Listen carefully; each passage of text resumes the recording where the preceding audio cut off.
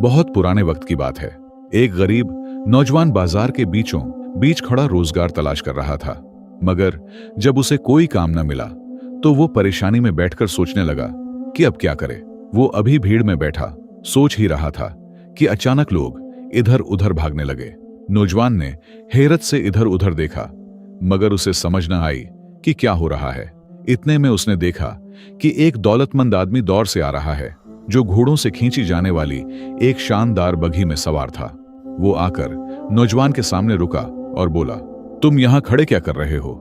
नौजवान ने जवाब दिया, मैं सुबह से बाजार में काम तलाश कर रहा हूं, मगर मिला नहीं, और अब मैं उसी परेशानी में यहां खड़ा हूं जैसा कि आप देख रहे हैं।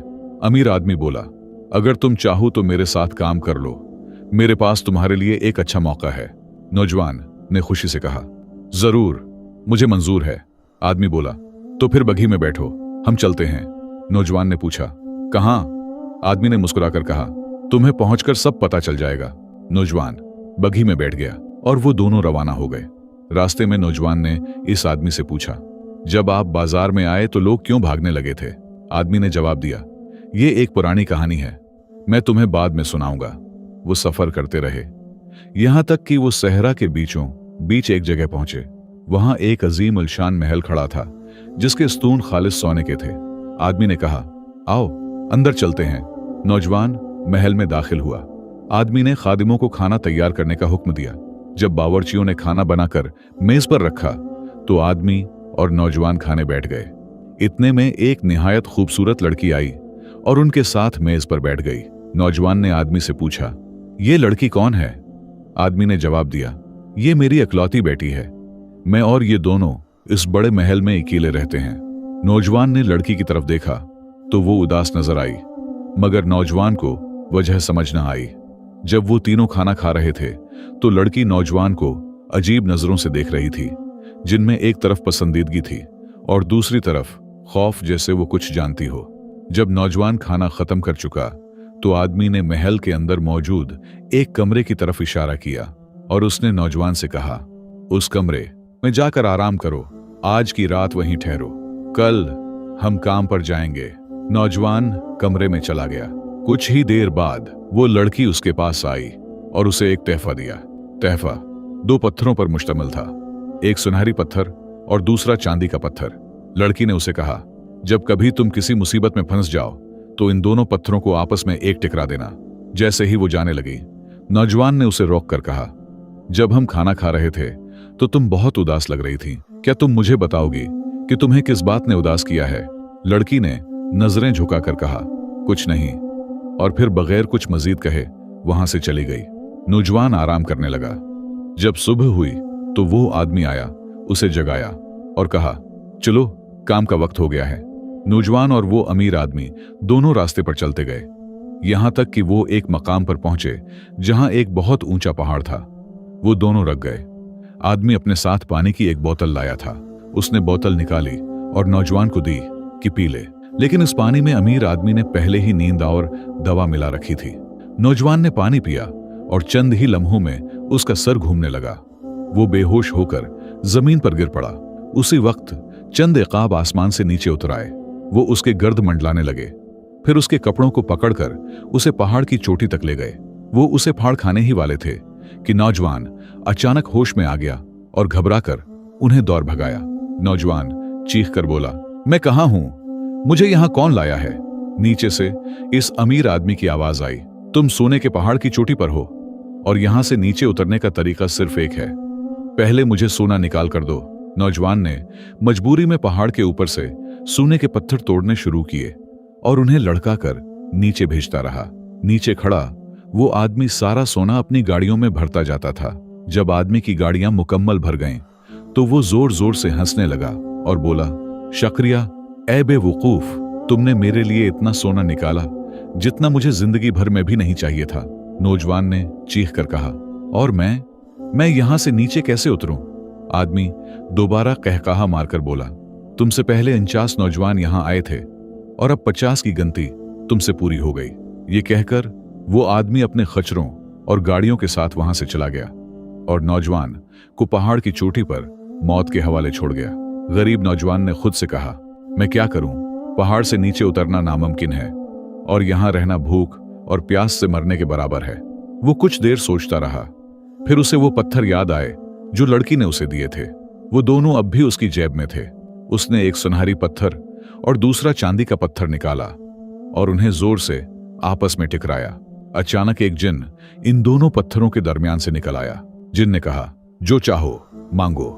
नौजवान डर के मारे कपकपाते हुए बोला, मुझे उस पहाड़ की चोटी से नीचे उतार दो। जिन ने फौरन हुक्म मान लिया और लम्हों में उसे नीचे पहुंचा दिया। जब नौजवान नीचे आया तो वो अपने बच जाने पर यकीन नहीं कर पा रहा था। वो मौत के मुंह से निकल आया था। वो फौरन पहाड़ से दौड़ चला गया और सहरा में चलने लगा। उसे उस आदमी के कस्र की तलाश थी जिसने उसे धोखे से मौत के हवाले किया था। वो मुद्दत तक सहरा में कस्र तलाश करता रहा मगर कहीं सुराग न मिला। आखिरकार उसे एक बूढ़ा शेख मिला जो सहरा का अच्छी तरह वाकिफ लगता था। नौजवान ने शेख से इस कस्र के बारे में पूछा मगर शेख ने बुरा ही रास्त जवाब न दिया बल्कि पूछा, तुम यहां आए ही क्यों हो? नौजवान ने उसे अपनी पूरी कहानी सुनाई, पहाड़ की चोटी, इकाब, जिन और वो जालिम आदमी। फिर उसने दोबारा शेख से कस्र का रास्ता पूछा। तब शेख ने उसे कस्र की जगह बताई लेकिन कहा, मैं तुम्हें नसीहत करता हूं, उस कस्र में दोबारा मत जाना। नौजवान ने पूछा, क्यों? शेख ने आह भरी और कहा, उस कस्र का मालिक बहुत जालिम और खुदगर्द इंसान है। अपनी फायदे के सामने वो किसी को नहीं बख्शता। मगर नौजवान ने जिद से कहा, नहीं, मुझे जाना ही है, मुझे उस शख्स से अपना हक लेना है। शेख ने कहा, अगर जाने का इरादा पका है तो हद दर्जा मेहतात रहना। नौजवान ने वादा किया, शेख का शुक्रिया अदा किया और वहां से चल पड़ा। जब वो कस्र पहुंचा तो दरवाजे के बाहर खड़ा होकर थोड़ा सोचने लगा, मुझे उस शख्स का सामना करने से पहले पूरी हकीकत जाननी होगी। वो कस्र के नजदीक एक जगह छिपकर बैठ गया। ज्यादा देर न गुजरी थी कि वो आदमी घोड़ों वाली अपनी बघी में कस्र से निकला और कहीं दूर चला गया। आदमी के जाते ही नौजवान एहतियात से कस्र में दाखिल हुआ। अंदर कोई न था सिवाय उस लड़की के जिसे वो पहले देख चुका था। लड़की ने नौजवान को देखा तो फौरन बोली, मुझे मालूम था कि तुम जिंदा बच जाओगे। नौजवान ने कहा, मैं अल्लाह के फजल से और तुम्हारी मेहरबानी से बचा। अगर तुमने वो पत्थर न दिए होते तो मैं उन नौजवानों की तरह मर जाता जो मुझसे पहले आए थे। फिर नौजवान ने लड़की की आंखों में देखा और कहा, मैंने तुम्हें पहली बार भी बहुत गमगीन देखा था, लगता है तुम अपने बाप के जुल्म से खुश नहीं हो।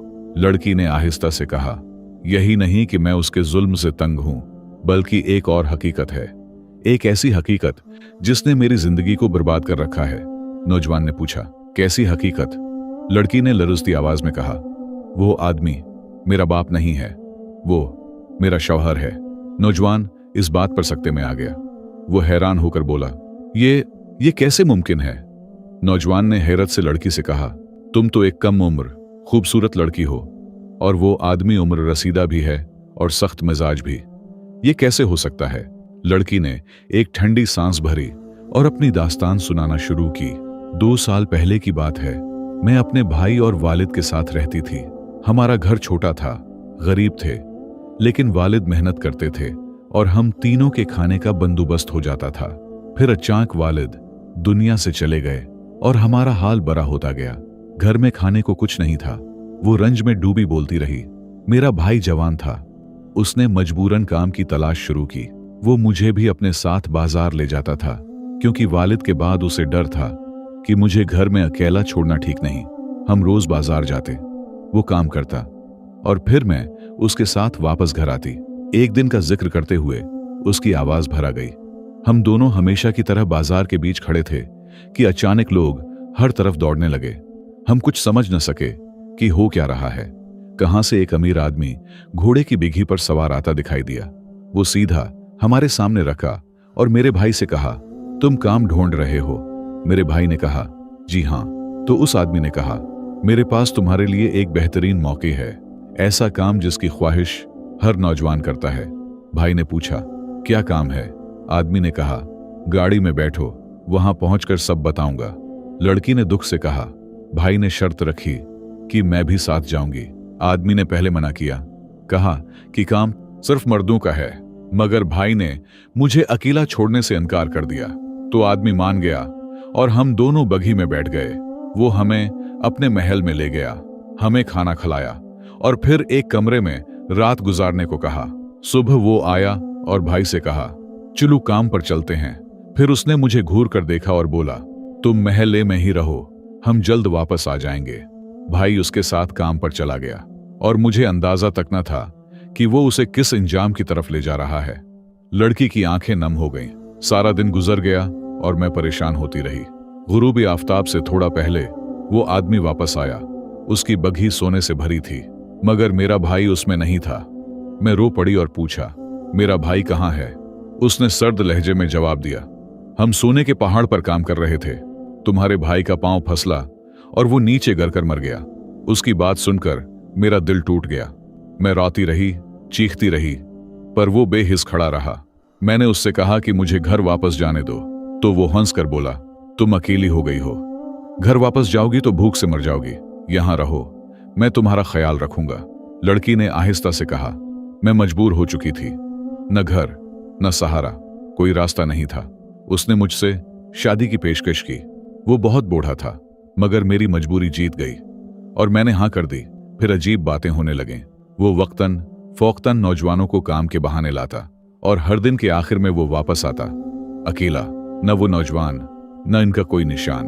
और जब भी कोई मुझे देख लेता, वो सबसे कहता, ये मेरी बेटी है, मेरी बीवी नहीं, ताकि कोई शक या बदगुमानी न हो और लोग काम करने से न डरें।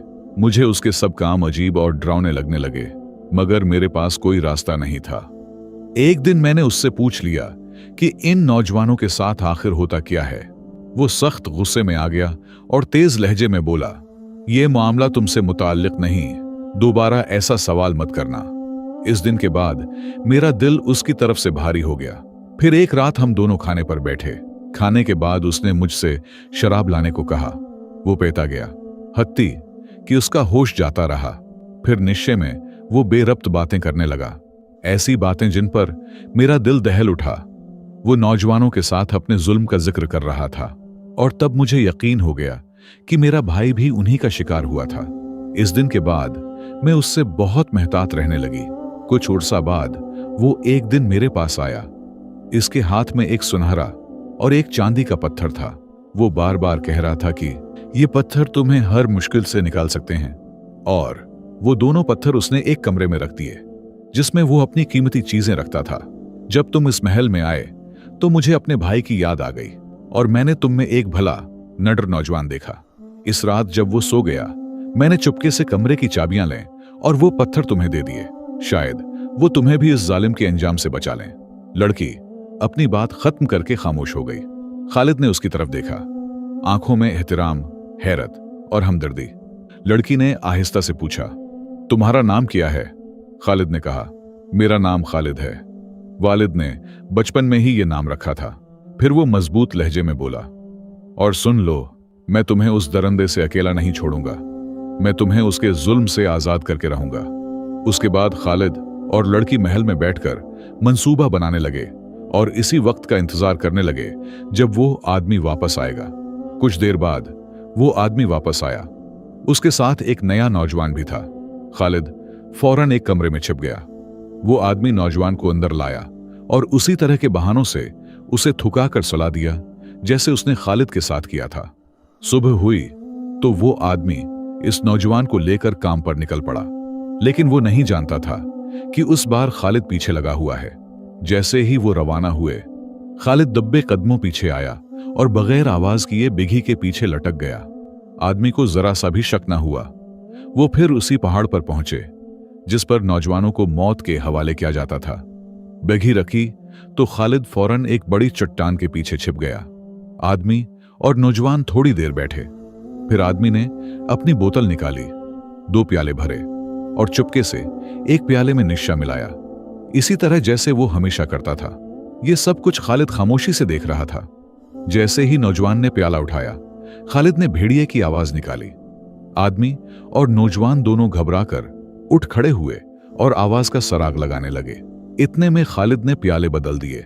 वो दोनों वापस आए और आदमी ने बेफिक्री से वही प्याला पी लिया जिसमें निशा मिला हुआ था। कुछ ही लम्हों में उसकी आंखें धंधला गईं, पांव लड़खड़ाए और वो जमीन पर गिर पड़ा। नौजवान हैरान रह गया, ये उसको क्या हुआ?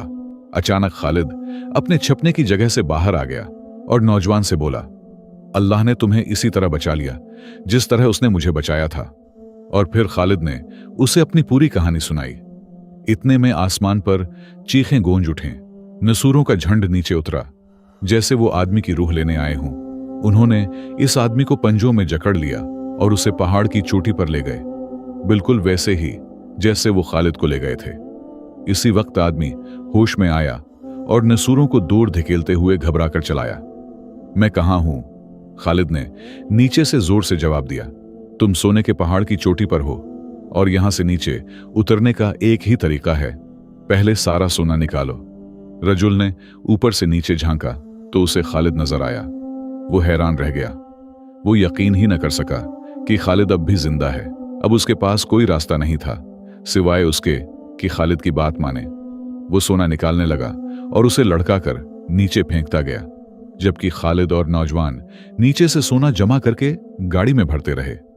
जब गाड़ी सोने से भर गई तो खालिद हंसकर बोला, शुक्रिया ए बेवकूफ, तूने मेरे लिए वो सब निकाल दिया जिसकी मुझे जरूरत से भी ज्यादा थी। आदमी ने घबरा कर पूछा, और मैं नीचे कैसे उतरूं?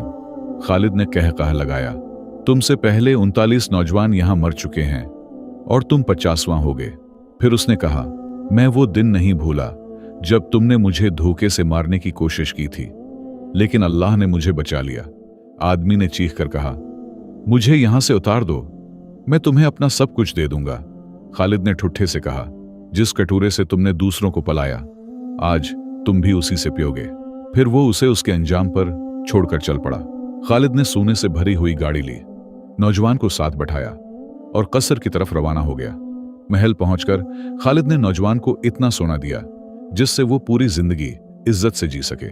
नौजवान ने खालिद का शुक्रिया अदा किया और खुशी खुशी रुखसत हो गया।